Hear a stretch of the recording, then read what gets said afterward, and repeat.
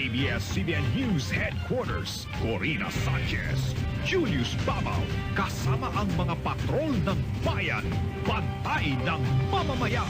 Ito ang TV Patrol!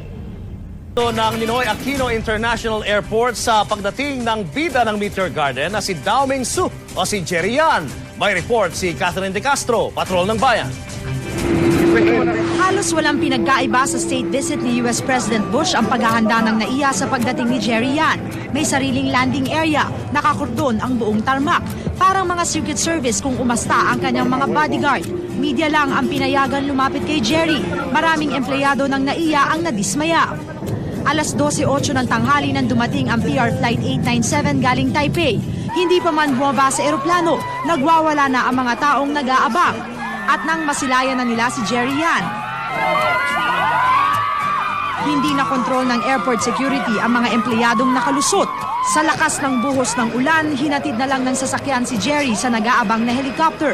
At kahit pa nasa gitna ito ng dalawang bodyguard, kumaway pa rin siya sa mga tagahangang matyagang naghintay sa kanya sa kabila ng malakas na pagbuhos ng ulan. Hanggang bukas na lang mananatili dito sa bansa si Jerry Yan. Pero babalik naman to sa huling linggo ng Nobyembre para sa Happy 50 TV concert ng ABS-CBN kasama ang ilang pang cast ng Meteor Garden. Hanggang bukas na lang mananatili dito sa bansa si Jerry Yan. Pero babalik naman to sa huling linggo ng Nobyembre para sa Happy 50 TV concert ng ABS-CBN kasama ang ilang pang cast ng Meteor Garden. Hanggang bukas na lang mananatili dito sa bansa si Jerry Yan. Pero babalik naman to sa huling linggo ng Nobyembre para sa Happy 50 TV concert ng ABS-CBN kasama ang ilang pang cast ng Meteor Garden.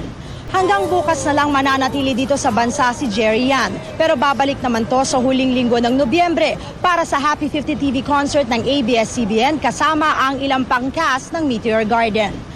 Hanggang bukas na lang mananatili dito sa bansa si Jerry Yan. Pero babalik naman to sa huling linggo ng Nobyembre para sa Happy 50 TV concert ng ABS-CBN.